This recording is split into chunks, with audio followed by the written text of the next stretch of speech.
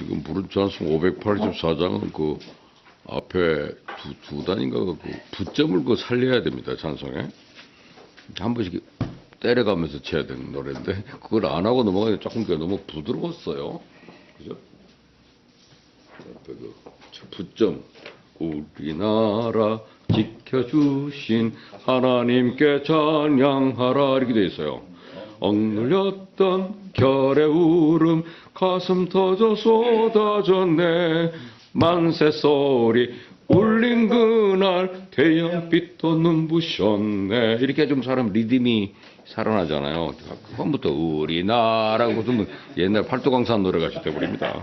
그리고 후렴도 오랫동안 당한 고통 나라 찾은 그 감격을 대대우선 일깨워서 그 뜻을 전해주세 이렇게 돼야 이 좀 행진곡풍의 노래가 4분의 4박자는 경쾌한 리듬이잖아요.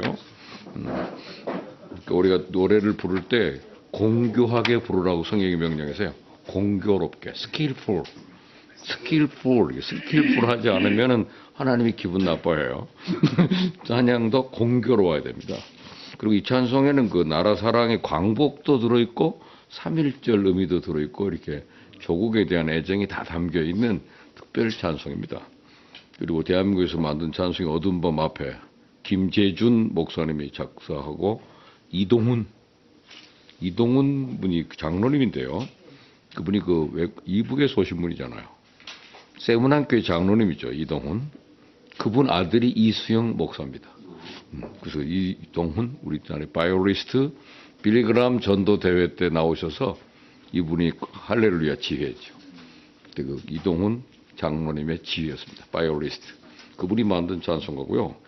우리나라의 그 자랑스러운 노래입니다. 고요한 아침의 나라 빛 속에 새롭다. 합동직 교단에서는 교단 금지곡입니다. 이 노래 부르지 마시오. 공무이 나라가도 안 불러요. 제가 어느 교회 가서 이거 불렀더니 더불어 뭐 고소하겠다 그러더라고요. 못하게. 이 노래가 알려져 있습니다.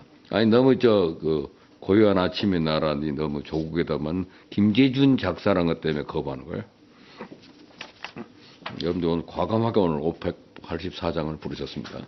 앞으로 과감하더라면 앞에 부점을 잘 보셔서 조금 부점 있을 때마다 좀 액센트를 줘가면서 불러야 딛고 가는 맛이 있잖아요. 그죠? 그러면 그 비거리가 많이 나옵니다. 부점이 중요한 것이니까요. 오늘은 느헤마이어, 영어로는 느헤마이어고요. 한글로 느헤미야 그 5장 14절부터 19절까지 우리 모국어로 본문을 좀 보겠습니다. 또한 유다 땅 총독으로 세움을 받은 때 곧 아닥사스다 왕 제20년부터 제32년까지 12년 동안은 나와 내 형제들이 총독의 녹을 먹지 아니하였느니라. 나보다 먼저 있었던 총독들은 백성에게서 양식과 포도주와 또 온 40세계를 그들에게서 빼앗았고 또한 그들의 종자들도 백성을 압제하였으나 나는 하나님을 경외함으로 이같이 하지 아니하고 도리어 이 성벽 공사에 힘을 다하며 땅을 사지 아니하였고 내 모든 종자들도 모여서 일을 하였으며 또 내 상에는 유다 사람들과 민장들 150명이 있고 그 외에도 우리 주위에 있는 이방 족속들 중에서 우리에게 나온 자들이 있었는데 매일 나를 위하여 소 한 마리와 살찐 양 6마리를 준비하며 닭도 많이 준비하고 열흘에 한 번씩은 각종 포도주를 갖추었나니 비록 이같이 아니하였을지라도 내가 총독의 녹을 요구하지 아니하였으면 이 백성의 부역이 중함이었더라. 내 하나님이여 내가 이 백성을 위하여 행하는 모든 일을 기억하사 내게 은혜를 베푸시옵소서. 아멘. 오늘 여기서 느헤미야를 공부하게 됐습니다. 이 시대가 필요한 인물, 그리운 인물이 느헤미야라고 하는 사람입니다. 구약 성경에 그 지도자 이름들이 나와가지고 개인 이름으로 나와 있는 성경책이 많지 않습니다. 그래서 구약에는 구약 성경이라는 것 자체가 굉장히 중요한 신약과 구약에 있어서 그 뿌리를 조금 살펴볼 필요가 있습니다. 그래서 간단하게 공부하겠습니다. 구약 성경은 그 뿌리는 모세오경입니다. 창세기, 창세기 시작의 책이죠. 출애굽은 분리의 책, 에집트로 탈출했던 얘기죠. 레위기는 광야에서 제사 훈련 받는 제사 매뉴얼입니다. 그리고 광야에서 일어난 일은 뭐죠? 민수기, 불평의 책. 그리고 모세가 다시 율법을 재론하여 이 땅에 들어가면 똑바로 이 말씀대로 살아라 하고 가르친 책이 신명기입니다. 우리가 신명 나서 한다고 그러잖아요. 신명. 그 바로 신명기가 5번째 책입니다. 그래서 모세 오경을 기초로 하고 그 다음에 나오는 이제 뿌리 있죠. 줄기가 쭉 뻗은 나무가 역사입니다. 역사. 여기에 이제 큰 나무가 생겼죠. 그래서 이 역사서의 기초는 누굽니까? 개인 이름으로 나와 있는 이름이 자슈아, 여호수아가 있겠죠. 그 다음에 판관들의 시대가 나오죠. 주아지스, 판관들이 나오고 그 다음에 이제 역사가 등장한 왕권을 가지게 되는 사람을 그 표제를 저자 이름에 따라서 저자가 아니고 이분이 편집 그 사람의 이름을 기억해 가지고 나온 게 사무엘. 그래서 이것도 1, 2로 나눠져 상하로 나오고요. 그 다음에 이 사무엘 상하에는 그 최초의 임금인 사울과 그 하나님 마음에 안 드니까 다시 다윗을 세워가지고 사울 앤 다윗 그 사람의 갈등이 상에 나오고 하에는 다윗이 통치하는 과정이 나옵니다. 사무엘 하는 다윗 통치고요. 다윗 이후의 역사는 킹스 열왕기입니다. 킹스 1, 2. 그래서 여기에는 모두 왕들 얘기가 쭉 나오죠. 여기는 나라가 분열이 돼가지고 북왕국은 이스라엘, 남왕국은 유다죠. 분열 왕국 시대잖아요. 솔로몬 이후에. 그래서 위대의 나라는 이스라엘이라는 국가 명칭을 사용하고요. 이때는 주다라고 하는 명칭을 사용합니다. 여기는 10지파가 구성이 되어 있고요. 이게 2지파가 있어요. 이 2지파는 유다 지파하고 베냐민 지파인데 유다 지파가 최대 지파예요. 그래서 정통성을 지키려면 유다 지파여야 됩니다. 예수님은 다윗 유다 지파예요. 다윗도 유다 지파입니다. 다윗은 이쪽 유다로 나가고 이스라엘 10지파가 모여가지고 남북 시대를 이루다가 이 나라는 아시리아라고 하는 나라에 의해서 멸망합니다. BC 222년. 그 다음에 유다는 나중에 바벨론이라는 나라에 의해서 망해요. 바벨론. 그래서 이 두가 BC 586년 이 시대가 계속 무너지는 시대입니다. 쭉 나오는데 이 포로로 끌려갔던 기간은 대개 605년부터 약 536년까지 되게 봅니다. 그 기간을 포로 기간이라고 그래요. 완전히 국가가 맥을 잃어버리고 강대국에 의해서 침략당한 속국이 돼버리고 인재들은 다 포로로 끌려가 버렸어요. 그래서 포로기의 역사입니다. 그래서 그 사람들의 역사 속에서 이 포로기 이후에는 굉장히 참담해요.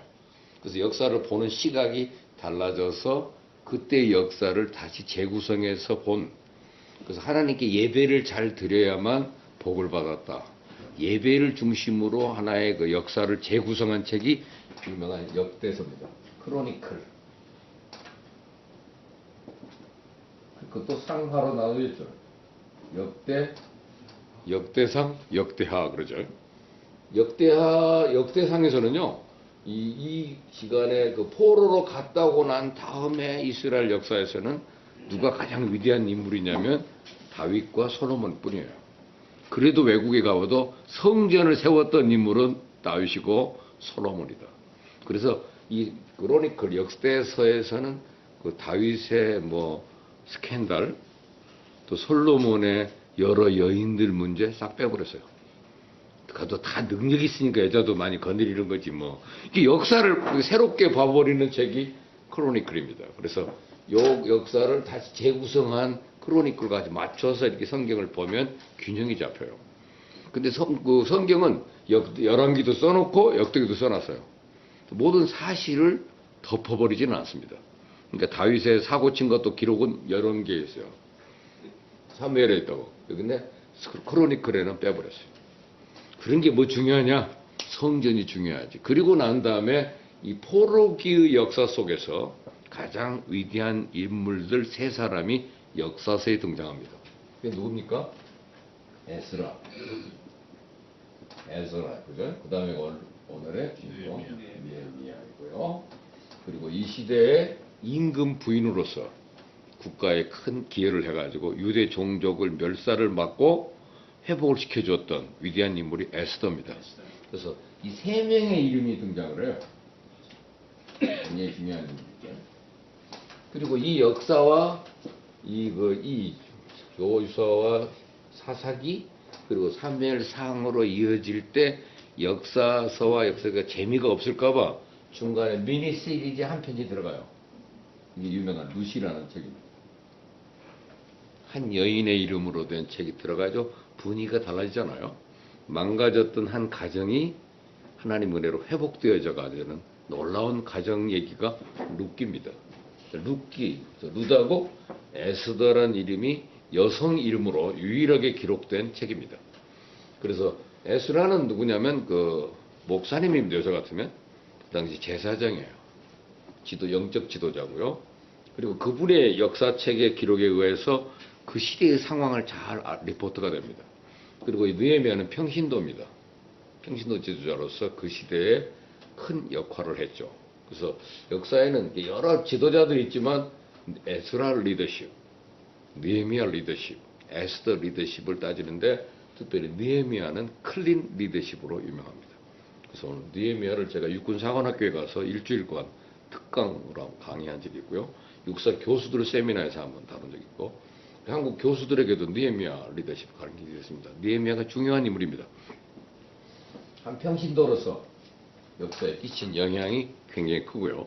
오늘 여러분 읽으셨지만 19절 같은 거는 아주 특별한 기도입니다. 자기가 한 모든 일을 하나님께만 아뢰고 하나님 내게 은혜를 베풀어 주십시오.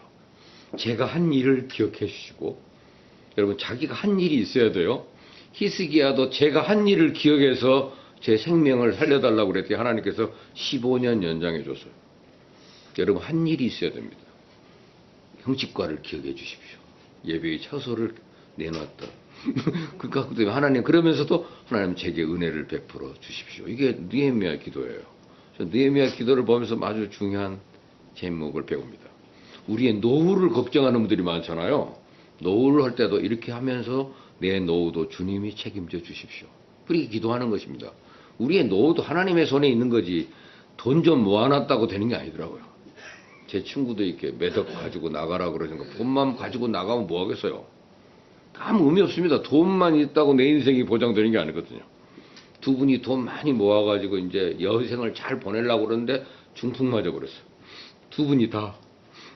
그 어떻게 살아? 여러분 건강도 있어야 이게 즐기는 겁니다. 그래서 하나님이 은혜로 사는 겁니다. With favor. 보세요 본문에 Remember me with favor. 은혜로 나를 기억하소서. Oh God, oh my God 그랬네요. 그래서 Oh my God 프로가 재밌잖아요. Oh my God. 그 다음에 For all I have done for these people. 내가 이 사람들을 위해 해온 모든 일 때문에라도 나를 기억해 주십시오. 라는 게 19절이고요. 이것이 그 KJV, King James 버전에는 Think upon me. 나를 생각하소서, my God, for good. 좋게 생각해 주십시오로 되어 있더라고요. Think upon me for good. According to all that I have done for these people. 이 사람을 위해 한 모든 일에 의하여 나에게 좋게 대해 주십시오. 하고 나를 잘 생각해 달라고 하나님께 기도하는 느헤미야의 평신도 리더십. 그것이 오늘 중요한 겁니다. 에스더는 여러분 잘 아시는 대로 누구죠? 왕비죠. 근데 에스더의 그 전 왕비는 와스드입니다. 어느 그 왕이 여러 제후들을 모아놓고 미래 계열사 사장들을 뭔가 모아서 회장이 한 잔 술을 먹고 있는데 너무 술을 많이 먹다 보니까 그 옆에 그 회장단의 사장들이 뭐를 보고 있냐면 그 회장님 사모님 얼굴 한번 보여주세요 그랬다고. 그 당시에 왕비는 임금에게만 얼굴을 보여주는 거지 사람들에게 안 보여주는 것이 관례입니다. 근데 이 와스디라는 여자가 집안 배경이 좋아요. 막강하고 그렇기 때문에 함부로 건드리지 못했는데 임금이 술김에 왕 오라 그래. 벌거벗고 오라 그러는 거라 하더라고요. 그때가. 벌거벗고 오라 그러니까 왕비가 미쳤어요? 안 가서요? 그 세 번이나 거절하니까 옆에 있는 그 제후들이 임금을 부추겼어요. 아니 이렇게 남자 말을 우습게 하는 여자가 있으면 이 나라가 어떻게 되겠습니까? 이것이 소문나면 온 나라 여자들이 전혀 말을 안 듣습니다. 이거. 또 어떤 놈이 술김에 그냥 잘라버립시다 그랬다고요. 그랬더니 그 임금이 자기도 기분 나쁘니까 잘라버리세요. 그랬다 거기서 그 임금님 못하시죠? 하실 수 있겠어요? 그러니까 잘라. 그래가지고 갑자기 와스디라는 여자가 여러분 와스디 왕가 그냥 잘려버린 거예요. 근데 이 사람이 그 여자의 민비 집안이 막강한 것처럼 이 왕비 집안 배경이 좋으면 이 정치하기가 쉽지 않아요. 그래서 와스디를 폐위하고는 무명의 여인을 골라요. 집안 배경도 모르고 천에 고아 같고 아무도 없는 그런 여자 중에서 왕비를 뽑다 보니까 뽑힌 게 바로 에스더입니다. 그죠? 에스더의 원래 이름이 있죠. 하스다시라는 이름이 있고 그 모르드게의 동생이라고도 하고 조카라고도 하고 딸이라고도 하는 설이 다양해요. 하여튼 문제의 모르드게가 있어요. 그 사람 에스더. 그래서 이 사람이 왕후가 돼가지고 그 조국을 지켰잖아요. 그때 임금이 누구냐면 아수에로입니다. 그러면 남의 나라 임금까지 알 필요가 있겠습니까만 성경을 공부하시려면 알아야 돼요. 이 사람의 아들이 아닥사스다예요. 이 사람이 세계사에서는 크세레스라고 나와 있습니다. 그러니까 이 아닥사스다 왕인데 이 사람이 통치 기간이 40년이에요. 아닥사스다가 40년 통치. 나는 이 40년 통치야 뭐 조영기 목사도 50년 통치했잖아요. 목회한 게 50년이지만은 이 아하수에레오가 이 에스더에 의해서 유대 사람들을 총리로 기용하고 그 사람들을 살려냄으로써 친유대계 임금이에요. 그렇죠? 그 사람의 아들 아닥사스다가 의외로 에스더 그 영향을 받아가지고 아닥사스도 친유대계입니다. 이 사람들을 좋게 여겨가지고 그 중에서 괜찮은 포로 한 사람을 자기 술관원으로 임명했죠. 그 술관원 영어로 그 컵베어러라고 되어 있더라고요. 컵베어러. 컵을 컵 드는 김기춘이죠. 비서실장입니다. 임금의 비서실장격이에요. 바로 옆에서 드시죠. 이렇게 술을 따라주니까 그 사람의 얼굴이 항상 기뻐야 돼요. 임금의 옆에서 측근에게 따라주는 술을 뜰 수 있는 사람은 막강한 권세입니다. 원래 그 미니스터라는 건 섬기는 종이라는 뜻이잖아. 장관이 미니스터 아닙니까? 그러니까 대통령에게 미니스터라는 것은 종입니다. 근데 옆에서 컵베어러, 그러니까 킹 컵베어러가 느헤미야예요.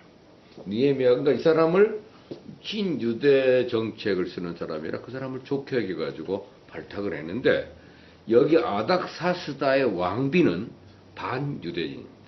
유다를 아주 싫어하고 또 유대는 항상 반역을 일으킬 수 있는 나라라고 하는 의식을 갖고 있어요. 왜냐하면 유대인 하나 때문에 온 나라의 반유대 사람이 한꺼번에 몰살당했거든요.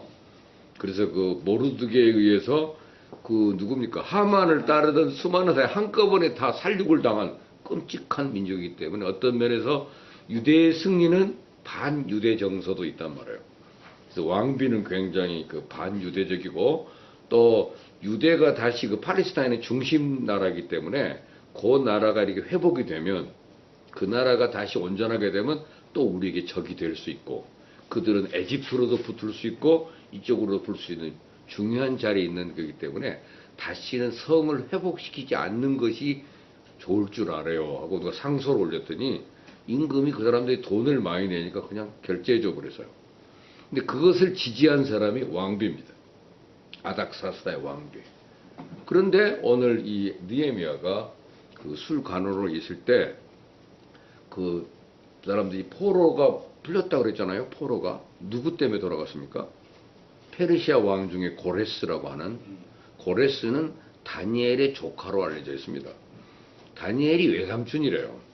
근데 그 사람이 임금이 돼가지고 성경에 예언이 되어 있어요. 고레스라고 하는 사람이 내 백성을 돌려보내리라. 그 150년 전에 이사야가 예언했던 인물인데 본인 이름이 그대로 나와 있어요. 고레스가 회복진데 자기가 고레스 왕이에요. 그래서 이 사람이 그 조국을 아까 100년 동안 70년이 끝날 때 그때 그 자기 백성들을 유태인들을 고국으로 돌아가게 합니다. 여러분 고국으로 돌아가라 할 때 그냥 돌려보내는 것이 아니라 70년 동안 일한 수당을 줘서 보내요. 그 돈이 장난이 아니에요. 그러니까 이 포로에서 귀환한 사람들이 엄청난 돈을 가지고 돌아옵니다. 이제 사람이 돈도 쓸 줄 아는 사람한테 돈을 줘야지 돈만 준다고 되는 게 아니에요. 돈이 오니까 또 뺏는 사람이 또 있어요. 여러분 학교 선생일 때 보니까 끝나고 나면 월급날 꼭 화투판이 벌어지더만요. 그래가지고 봉급 다 털리고 가는 사람도 많아. 그러니까 이게 그 자리에 그 유혹이라는 게 항상 있더라고요. 그래서 포로들이 돌아오면서 이 돈들을 가지고 뺏기고 뺏다 보니까 어떤 사람은 다 거덜난 사람도 있고 그래요. 그래서 그들이 와가지고 다시 옛날의 성을 재건할 꿈을 갖고 왔지만 와서 보니까 어때요? 또 건축이라는 게 그렇잖아요. 수의 계약이 있고 또 여러 가지 입찰이 있고 이런 과정을 하다가 다 무너져 버려가지고 이것도 저것도 안 되고 다 안 돼 버렸어요. 그러니까 황폐해진 사회가 됐습니다. 그 얘기를 이 사람은 왕궁에 있으니까 몰랐다가 동생들이 면회를 왔습니다. 이 느헤미야의 동생 이름 아세요? 이름이 아주 재밌어요. 이름은 하나님. 하나님이 아니고 하나니. 얘 동생 이름이 더 재밌어요. 하나냐 그래요. 하나냐 나중에 나옵니다. 하나니 하나냐 이런 두 사람인데 이 사람들이 와가지고 이 느헤미야에게 보고해 주기를 지금 그 포로에서 돌아온 백성들이 자기는 공직이기 때문에 안 갔잖아요. 먼 곳이거든요. 수산성에서 거기까지 간다는 거. 근데 거기서는 이미 다 무너지고 개판됐다. 그런 얘기를 듣고 이 느헤미야가 울면서 자기가 이 민족의 죄를 대신하여 회개하는 내용이 느헤미야 1장입니다. 느헤미야에서 그 회개를 하나님 내가 이 죄를 용서해 주십시오. 내가 지은 죄와 같습니다. 제가 책임지겠습니다. 그러면서 기도를 했던 내용을 4개월 동안 기도를 했어. 기도하면서 금식도 겸해서 눈물로 공직생활하는 사람이 틈틈이 계속 4개월 동안을 기도하는데 그는 기도만 한 게 아니라 기도하면서 임금이 허락해 줘야 되는 거잖아요. 그런 거는 임금에게 이 아닥사스다에게 은혜를 입어야만 자기 조국의 성을 재건할 수가 있단 말이에요. 그렇죠?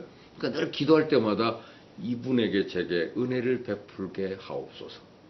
이분을 감동시다에게 은혜를 입혀 주십시오라고 4개월 동안을 기도했어요. 그러니까는 왜 4개월이냐면 4개월 만에 갑자기 임금이 물어봐요.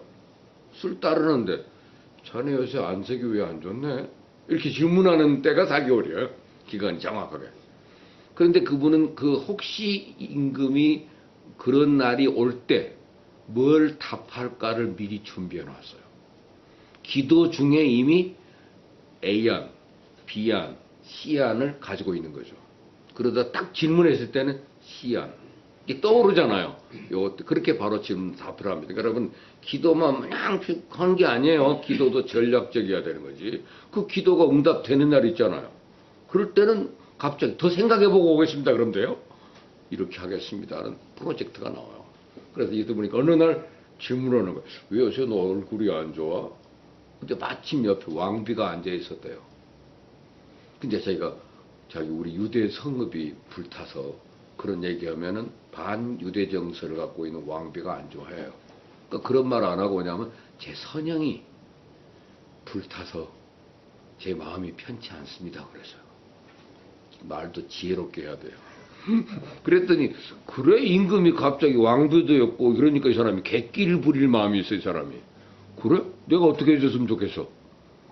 아니 그럴 때 이 느헤미야 2장이 재밌어요. 잠깐 묵상했다고 그랬어요. 그 순간 왕 앞에 말할 때 기도를 했다. 기도를 저쪽 가서 막 흔들며 기도하는 게 아니야. 돌아서면서는 그 짧은 순간적인 판단이에요. 그때 저한테 잠깐의 기간만 주시고 물자만 주시면 제가 가서 해결할 수 있습니다. 그랬더니 임금이 그랬어요. 얼마나 기간을 주면 돼? 옆에서 술 따르던 사람이 자리를 비워야 되잖아요. 얼마? 그랬더니 2달을 달라고 그랬어요. 2달만 제게 휴가를 주십시오. 이 정확하게 말해야 된다. 디지털로. 그냥 가봐야 알죠. 뭐 이러면 안 됩니다. 이거 정확한. 그러니까 2달 갔다 와라. 근데 단 내가 너 가는 길에 마병하고 공병을 지원해 주겠다 그랬어요. 공병도 지원해 주고, 그리고 자기는 뭘 요청했냐면 나라가 120개가 되니까 통과해야 될 나라가 많아.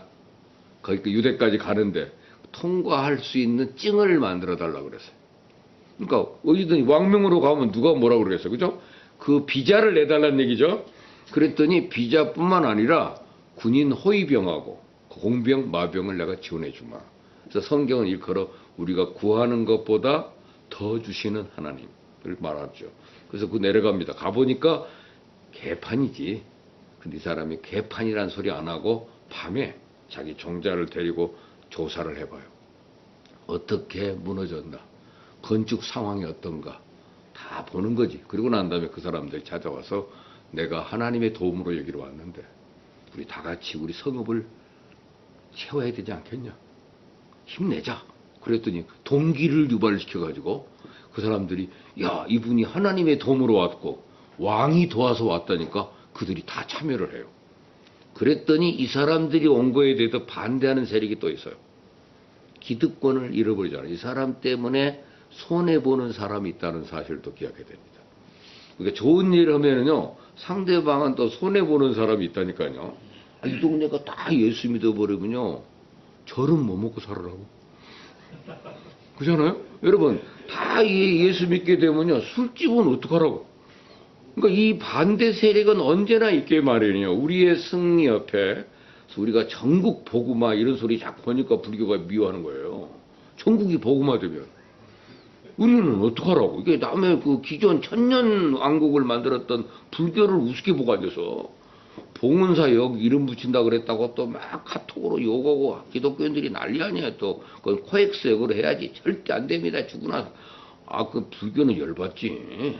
우리는 학교 입구도 아닌데 총신대역 만들어 달라고 데모해가지고요, 그 이수역에다가 총신대역 만들어 놓은 거예요. 그거 때를 써가지고. 그거는 사실 거기서 총신대 가려면 한참 가야 돼요, 거기. 그랬더니 서울대 입구역도 그런데 아니야 가고 서울대 입구역 때문에 할 수 없이 된 거예요.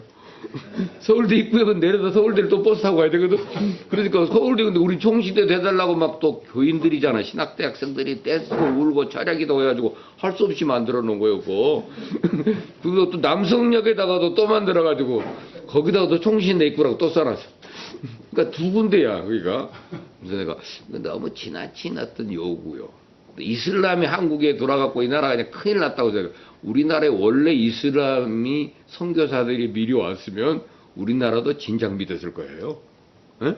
우리나라에 보수 지역에 있는 청교도들 신앙을 가진 선교사가 왔기에 우리의 복음이 이렇게 된 거지. 그렇죠? 무조건 이 종교가 무조건 다 오면 그 나라 그 종교가 오면 이 나라가 망해버리는 것처럼 그것도 선동입니다, 일종의. 그런 과격한 사람들이 오늘 대사한테 칼 들지고 그러죠. 이 지나친 민족주의, 굉장히 위험한 발상이잖아요.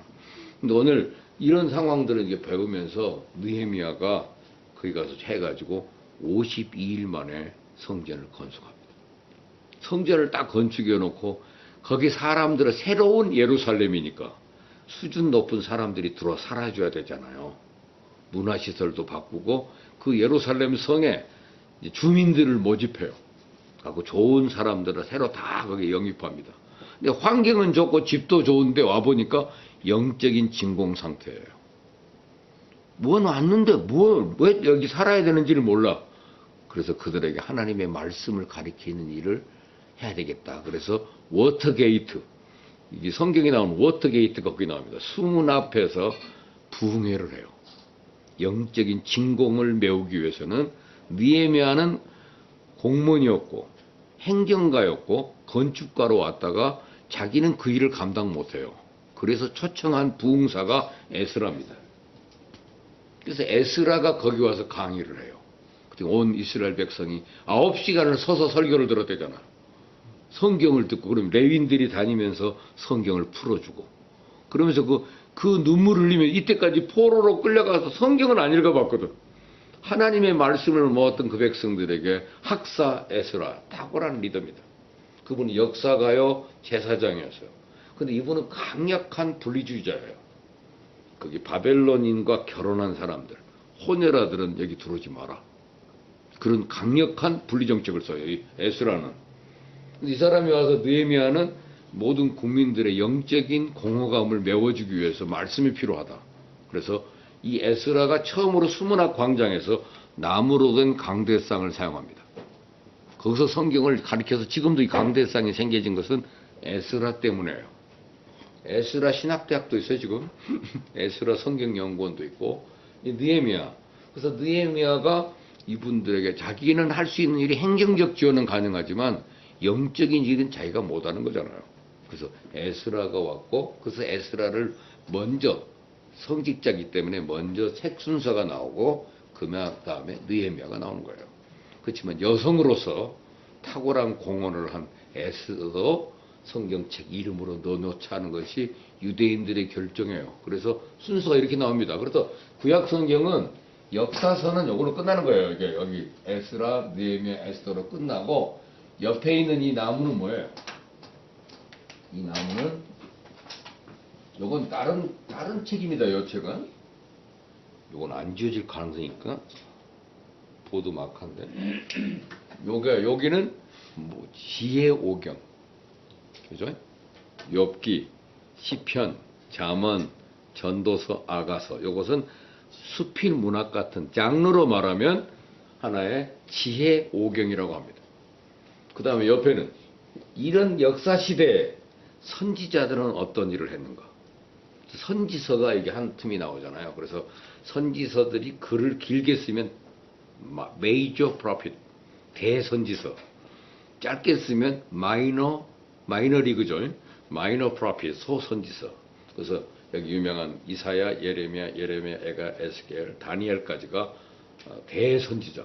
그다음에 호세아, 요엘, 아모스, 오보다, 요나, 미가, 나움, 하박국, 스바냐, 학개스가라, 말라기 12. 그래서 17개의 이 선지서가 있는 거예요.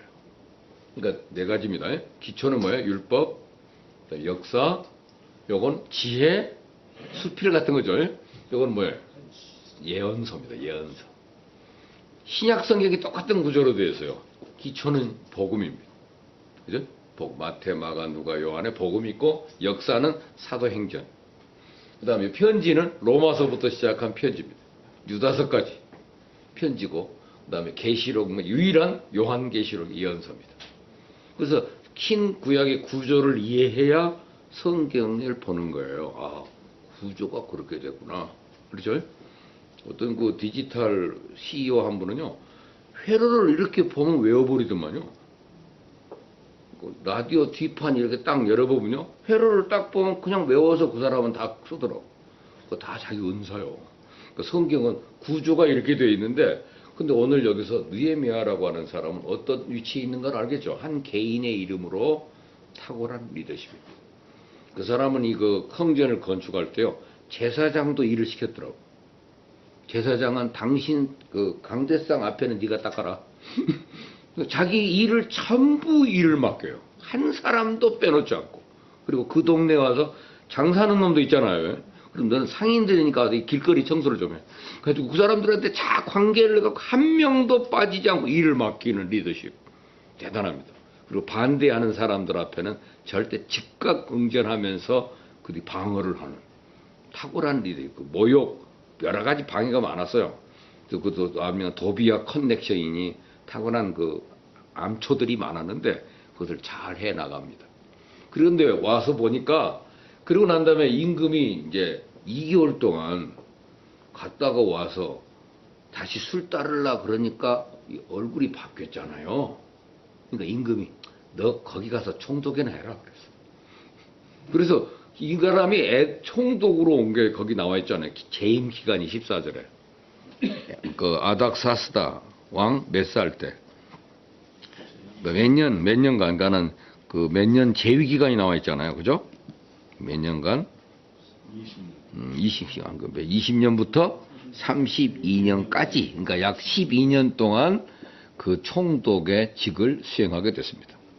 그러니까 이 사람은 하나의 그 예전에는 제일 처음에는 왕의 술관원이었고 공무원이었습니다. 그 다음에는 건축가로 왔다가 그 다음엔 다시 행정공무원이 된 거죠.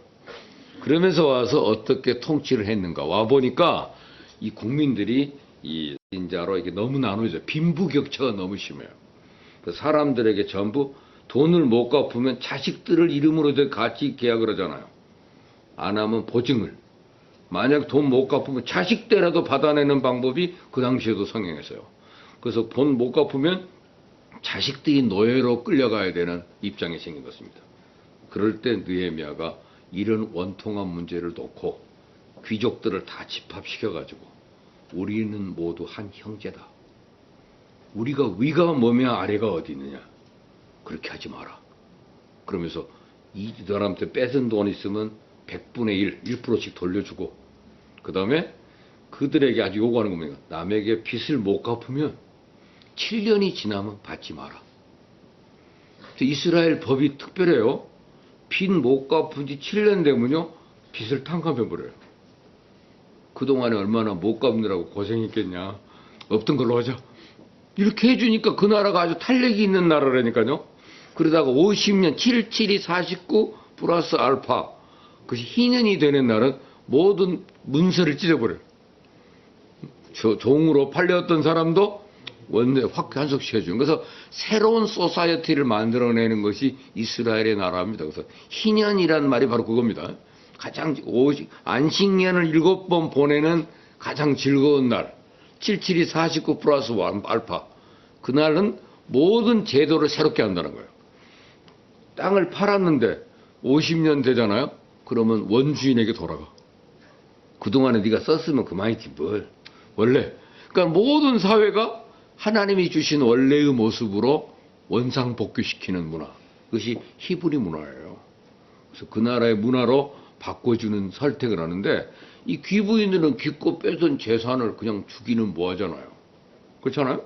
사유재산이 인정되는데 그런데 느헤미야가 어떤 리더십을 보였길래 그 백성들이 다 따랐을까. 그의 모습이 오늘 본문입니다. 자, 오늘 본문 보겠습니다.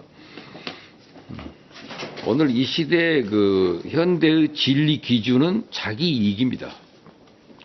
자기 이익이 되느냐 아니냐를 선택 기준으로 삼는데 여러분 신공항을 밀양공항으로 할 것이냐 가덕도 공항으로 할 것이냐는 제대로 된 입지 조건을 따지는 것이 아니라 자기 이익이 되는 쪽이 어디냐를 따지는 것이 대표적인 사례입니다. 우리 지역에겐 우리에게 이익이다 하면 그쪽을 주장하고 그죠? 자기 이권을 주장하는데 오늘 느헤미야가 어떻게 했대요? 14절에 자기는 끝에 총독의 녹을 먹지 않았다. 그렇죠? 자기가 그 영어 성경에는 아는 나와 나의 형제들이 그 총독에게 할당된 음식이라고 되죠. 시급이라 그러잖아요. 되게 먹을 것, 우리 먹을 땅 그런 그 녹을 총독이 거절했대요. 안 먹었대요. 얼마 전에 이명박 대통령이 그 서울시장일 때 월급을 안 받았죠. 월급을 모두 나눠주는 다른 사람 나눠주는 일에 사용했습니다. 그 대통령이 되기 위해서 자기 340억 자기 개인 재산을 하는 나라에 바쳤죠. 다 나누기로 하고. 그 지금은 연금으로 살아가는 그것을 클린 리더십이라고 그럽니다. 안 먹는 거야. 나는 안 먹겠다. 그런 생각을 갖는 것이죠. 오늘 느헤미야가 보여준 모범입니다. 그게 못 가누면서 15절 나보다 먼저 있었던 former governor라고 되어 있더라고요. KJB는 여기는 earlier governor죠. 그러니까 전에 통치자들은 those preceding me 내 앞선 여러 사람 그 통치자들은 placed heavy burden on the people 사람들에게 무거운 짐을 지고 took 40 shekels 셰켈 아시죠? 셰켈 of silver 은 40세겔이면요 4개월간의 임금이라고 합니다.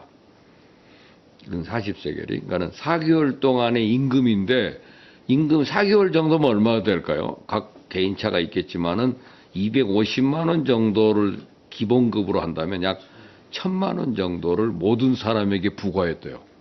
총독이 부임하면 모든 사람은 당연히 1000만 원씩을 걷도록 그래서 그 사람들이 돈 가지고 왔잖아요. 그러니까 돈들을 뺏는 거예요, 총독이 항상. 그래서 총독이 자기가 할당 400세겔을 다 징수했대요. 거기다 뭘 부과해서 in addition to food and wine. 그죠? 포도주와 양식도 가져가고 현금도 가져갔어요. 그리고 그러니까 여러분 총독이 그 정도 뜯어가면 그 밑에 사람은 이방은 이방들 있잖아요. 이방들이 사또 그러면서 그 사또가 가져가니까 이방들은 더 많이 가져가서 그거 아닙니까?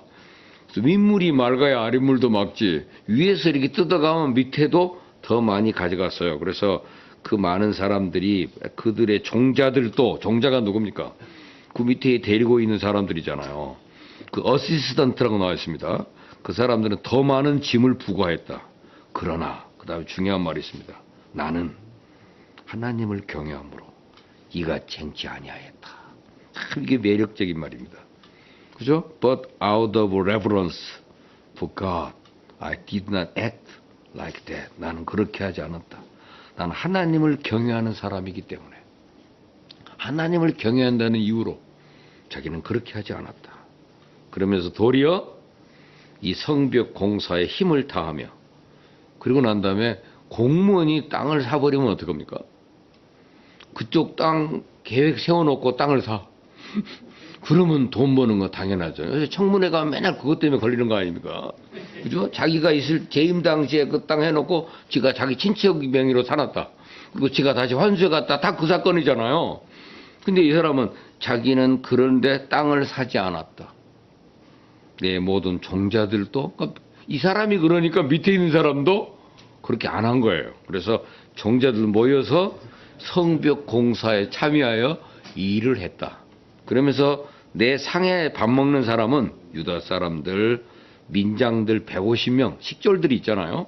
그리고 그 외에도 우리 주위에 있는 이방 족속들, 또 조선족들도 있고 여러 뭐 대만 사람들, 여러 사람들이 와 있는데 다 같이 온 사람들이 함께 밥을 먹는데 매일 나를 위해서 소 한 마리, 살찐 양 6마리를 준비하며 닭도 많이 준비하고 열흘에 한 번씩은 각종 포도주를 갖추었나니 이것이 기본적으로 총독이 먹는 양으로 국가가 공급하는 것 같아요. 정해준 양. 그런데 그걸 비록 이같이 하였을지라도 내가 총독의 녹을 요구하지 않고 이것을 내가 사비를 들여서 했다는 거예요. 응? 그 비용을 개인 부담으로 했다는 겁니다. 그러면서 이 백성의 그 당시에는 이 세금만 낼 뿐만 아니라 강제 노역에 참가를 해야 돼요, 백성들이. 그러나 너무 힘들 텐데 부역이 너무 중하기 때문에 자기가 직접 나서서 그걸 자기가 먹을 수 있는 양을 먹지 않고 자기 사비를 내서 충당해 왔다. 그러면서 마지막 말이 있었어요. 내 하나님이여, 제가 이 백성을 위해 행한 모든 일을 기억하사 제게 은혜를 베풀어 주옵소서. 이렇게 기도했다는 거예요. 이게 느헤미야의 리더십 때문에 역사에서 느헤미야라고 한 개인을 평신도가 성경의 한 장을 차지하고 지도자의 리더십으로 나타나는 겁니다. 오늘 이 시대가 가장 필요한 리더십은 3.1 정신과 함께 이번에 그 3.1 운동에 참여했던 우리 선조들, 특별히 신석구 목사님의 전기를 읽어보니까 정말 대단한 인물들이더라고요. 자기를 희생하고 자기 바쳤던 인물들. 여러분 절름발이 토끼 얘기 들어본 적 있습니까? 평화로운 토끼 마을에 커다란 뱀이 나타났답니다. 그랬더니 토끼 나라의 평화가 깨졌어요. 뱀이 매일매일 토끼를 잡아먹어요. 토끼들은 그 뱀과 싸워 이길 수가 없다고 생각합니다. 너무 무서워서 집 밖에 나갈 엄두를 못 내고 문을 닫고 공포 속에 살았어요. 그때 이미 뱀에게 사랑하는 짝을 잃고 그 자신의 왼쪽 발 하나도 뜯긴 절름발이 토끼 하나가 있었대요. 이 토끼가 곰곰이 생각하다가 이건 도무지 사는 게 아니다. 어떻게 하면 이 평화로운 토끼 나라를 회복할 수 있을까? 절름발이 토끼가 결론을 내렸습니다. 그래서 토끼 나라의 평화를 되찾으려면 저 흉악한 뱀을 없애는 길밖에 없다. 그래서 절름발이 토끼가 오래 고민하다가 오직 한 길을 깨닫고 밖에 나가서 울긋불긋한 버섯이 많이 피는 숲으로 갔답니다. 그 아름다운 버섯을 마구마구 뜯어먹었어요. 머리가 아찔아찔하고 토끼는 절름거리며 뱀굴로 찾아갔습니다. 그리고 뱀굴 앞에서 이 못된 뱀아 나와라, 이 나쁜 놈아 하고 소리를 쳤더니 뱀이 슬슬슬 기어나와 절름거리는 토끼를 보고 아 이놈 미쳤나? 마침 배도 출출한 판인데 어떻든 잘 됐다고 덥석 한 입에 절름발이 토끼를 삼키고 제 굴로 도로 들어갔어요. 그리고 뱀은 그 굴에서 다시 나오지 않았답니다. 독버섯을 많이 먹고 들어간 이 토끼 때문에 토끼 나라는 다시 활기찬 자유와 넘치는 평화가 찾아왔습니다. 절름발이 토끼는 자신을 희생함으로 토끼 나라의 평화를 가져온 겁니다. 요즘 우리가 사는 세상을 이기주의가 판을 치는 세상이라고 합니다. 남이 어떻게 생각하는지, 남이 피해를 입는지, 남이 어려움을 당하는 자는 전혀 생각지 않고 자기 이익만을 추구하기 때문에 나온 말일 겁니다. 요즘은 립 서비스 시대라고 그러잖아요. 행동은 하지 않은 채 말만 앞세우는 사람들. 수없이 많은 말을 하지만 정작 삶에서는 실천하지 않기 때문에 립 서비스 시대라고 합니다. 요즘은 희생이 사라진 시대예요. 달콤한 열매는 원하면서 달콤한 열매를 얻기 위해 수고는 하지 않으려고 합니다. 이런 시대에 절름발이 토끼 같은 사람들이 필요하다. 3.1운동에 참여했던 우리 선각자들은 되게 절름발의 토끼처럼 빤하잖아요. 그 강대한 나라의 앞에 만세로 외쳤는데 저희들이 96주년을 금년에 맞았는데요. 5등은 자의 조선의 독립국임과 자유민을 선언하노라 했던 그 선언이 이제 열매를 맺는 것 같아요. 이제 대한민국이 어디 가면 대한민국이 독립국 같고 당당한 나라가 된 것 같습니다. 1세기 전에 우리 선조들은 미리 선언했더라고요. 또 선언했던 대로 우리는 그 열매를 거뒀습니다. 오늘 위대한 인물들 때문에 우리가 살았던 것이죠. 그래서 우리가 이 3.1절 96주년을 맞으면서 좀 이런 지도자가 그리울 때 우리를 누구 지명해서 부르는 사람들이 별로 나타나질 않아요. 그래서 느헤미야 같은 클린 리더십을 가진 사람을 필요로 한다. 우리도 그런 사람이 됐으면 좋겠다. 그러나 우리가 이런 일을 할 때 꼭 중요한 19절의 기도를 해야 되겠다. 주여 제게 은혜를 베풀어 주십시오. 이 기도는 해야 된다는 사실을 새로 배웁니다. 중요한 일 아닙니까? 그래서 이 느헤미야라고 하는 사람 깨끗함과 정직함을 모범을 보였기에 그러니까 그 귀족들이요 느헤미야의 요구를 거절할 수가 없었어요. 본인이 그렇게 사니까. 털어봐라 저 사람. 느헤미야가 클린해요. 다니엘도 클린했죠. 이 사람이 기도하는 거 외에는 흠 잡을 일이 없었다 그랬어요. 이분의 리더십. 느헤미야는 이제 보시면 6장, 7장에도 계속 나옵니다만 느헤미야는 꼭 어떤 일을 하고 나면 반드시 끝에 기도가 있어요. 주님 제 손에 힘을 주십시오. 어려운 일을 딱 당할 때는 하나님 제 손에 힘을 주십시오. 그리고 여기서는 내가 한 일을 하나님 기억해 주시고 제게 은혜를 베풀어 주십시오. 이게 굉장히 중요한 일이라고요. 느헤미야는 백성들을 이해하고 사랑했습니다. 그 백성들이 저렇게 힘든데 내가 뭐 하면 좋겠냐. 나는 받지 않겠다. 그래서 자기가 그동안에 모아놨던 사제를 가지고 그 자기 직무를 수행한 거예요. 총독 12년 동안 그 제2임기를 아주 잘 마쳤어요. 그리고 난 다음에 이 사람이 또다시 총독으로 옵니다. 다시 더 본국에 돌아가서 일하다가 다시 또 돌아와서 총독으로 할 때 그때 그 문제를 일으켰던 도비야 이런 사람들을 다 쫓아내고 그 대제사장이 또 그들과 이렇게 돈으로 연결이 돼가지고 넘어가 있는 사람들이 많았어요. 스마야 같은 사람들이 있는데 그 제사장이에요. 그 제사장도 믿지 마세요. 여러분 어디 가서 명함 낼 때 목사니 장로니 이렇게 꺼내면 우선 믿지 말고 들어가세요. 그것이 명분이 되면 안 되잖아요. 스마야라고 하는 사람은요, 그 느헤미야한테 지금 당신은 잠깐 몸을 피하는 게 좋겠습니다. 그래가지고 성전 안에 들어와서 숨어 계시라고 그랬어요. 그러니까 스마야하고 친했대요 원래. 스마야라는 분하고 그러다 성계 쏘면 숨어 있으라 그러니까 느헤미야가 그걸 거절해요. 이유가 뭐냐면 성전에 들어와 있을 때 평신도가 성전에 들어왔다는 이유로 잡아 넣으려고 그런 거예요. 알고 봤더니 도비야의 돈을 먹고 그랬다는 얘기가 나와 있어요. 그래서 근데 느헤미야는 그 순간에 왜 평신도가 왜 성전 안에 들어가다 잡니까? 저는 그렇지 않겠습니까? 거절을 해서 알고 봤더니 스마야가 자기를 거기다 놓고 자기를 보내 죽이려고 하는 계획이었다는 걸 알았다는 얘기입니다. 또 이거 여러분 느헤미야서 읽고 나면 섬찟합니다. 어디서 누가 성직자라는 명함을 가지고 와서 뭔가 거래하려고 그러면 이건 사기입니다. 그걸 믿지만요. 그 사람도 돈에 매수될 수 있다 없다? 있다지. 그러니까 누구든지 무슨 명분을 가지고 말할 수 없어요. 무슨 그 직책을 가지고 있다고. 그래서 느헤미야를 통해서 그거 배워요. 그 순간을 분별해요. 나는 평신도 없는데 내가 성전 안에 몰려 들어가 있습니까? 난 안 갑니다. 근데 알고 보니까 도비하는 방이 하나 있었더라고. 들어와서 돈을 주니까 방을 하나 마련해놨어요. 그 무서운 일이 느헤미야서에 나옵니다. 도비아 커넥션. 유명한 사건이에요. 오늘 우리가 이 본문을 보면서 말씀을 정리하려고 합니다. 우리는 한 세상 사는 동안 하는 많은 일들에는 시기를 가늠해야 되고 가능성을 타진해야 하고 효율성을 따져본 후에 그 일을 추진할 것인지 말아야 할 것인지 결정하고 판단할 일이 많습니다. 그러나 그리스도인은 예수님의 말할 수 없는 사랑과 희생으로 주신 속죄의 은총을 입고 없어질 땅의 소망이 아닌 크고 영원한 하늘나라의 소망을 바라보며 복음을 전하라는 지상 명령을 받은 사람이라면 이러한 악조건의 경우에도 결코 포기할 수 없고 포기해서 안 될 일이 있습니다. 오늘 성경에 나오는 느헤미야는 그것을 알았기에 상식적으로 이해할 수 없는 결정을 내렸습니다. 말도 안 되는 일을 벌려서요. 감당하기 힘든 희생도 했습니다.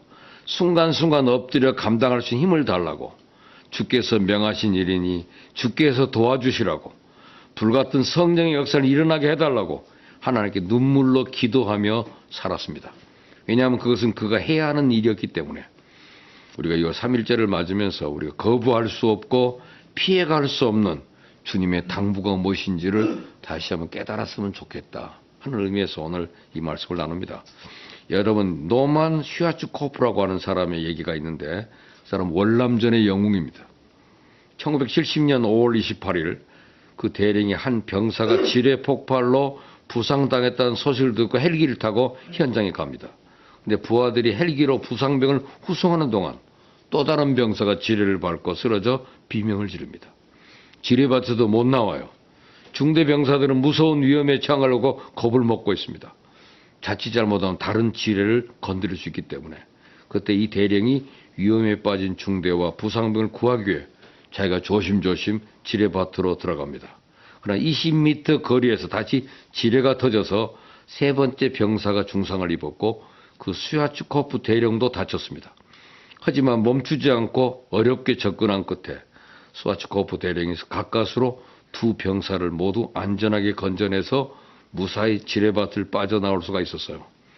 그날 밤 늦게 슈아츠코프 장군이 병원에 머물고 있을 때 흑인 병사 3명이 찾아와서 대령님, 저희는 대령님께서 그 친구를 위해 하신 일을 보았습니다.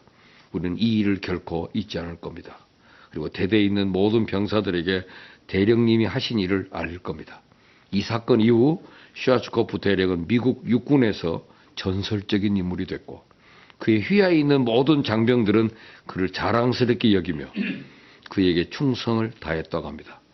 총과 칼을 동원하지 않아도 큰 소리 치지 않아도 따르게 하는 리더십, 그것이 느헤미야 리더십이라고 하는 얘기입니다. 여러분 웰컴 투 동막골이라는 영화 보셨습니까? 그 인민군 장교가 동막골 촌장에게 이런 질문을 합니다. 고함 한번 안 지르고 불악을 통솔할 수 있는 위대한 영동력은 어디서 나오는 게요? 촌장이 뭐라고 그러는지 알아요? 그저 뭘 많이 먹여주는 거죠. 그랬어요. 이 대사에 의하면 리더십은 밥 사주는 데서 나온다고 그랬어요. 물론 과거에 먹을 것이 없을 때는 많이 먹여주는 사람을 따릅니다. 먹을 것을 사주는 사람이 리더예요. 그러나 요즘에는 약간 달라졌습니다. 밥을 제대로 먹지 못하는 사람도 있긴 하지만 대부분 밥은 먹고 살기 때문에 밥 사준다고 목숨 걸고 따르지는 않습니다.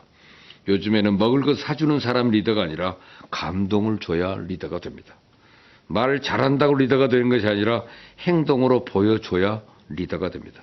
그런 차원에서 보면 느헤미야는 진정한 리더입니다.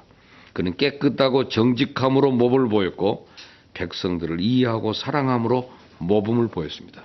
그랬더니 그 귀족들과 그 민장 사람들이 느헤미야의 이 모습을 봤어요.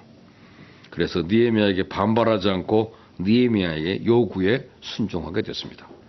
오늘 우리에게도 느헤미야 같은 모습이 있어야 된다는 사실입니다. 그죠? 그래서 우리는 교회뿐만 아니라 일터 사역에서 직장이나 가정이나 모든 삶의 현장에서 느헤미야처럼 깨끗하고 정직하게 그리고 다른 사람을 이해하고 사랑함으로 말미암아 거룩한 영향을 끼치는 저의 여러분이 되기를 축원합니다. 기도하겠습니다. 하나님 아버지 감사합니다. 2015년 3월 우리가 개강하여 받는 이 봄에 우리에게 주시는 말씀 3.1절과 함께 깨닫는 말씀 오늘 느헤미야의 클린 리더십을 배워 우리 삶으로 실천하고 그래서 하나님께 영광 돌리는 저들이 되게 하옵소서. 예수님 이름으로 기도합니다. 이제 성령의 감화하시며 감동하는 역사가 여기 모인 주의 백성들과 저들의 가정과 일터 교회 위에 그리고 형식과 위에 이제로부터 영원토록 항상 함께 계시기를 간절히 축원하옵나이다. 아멘.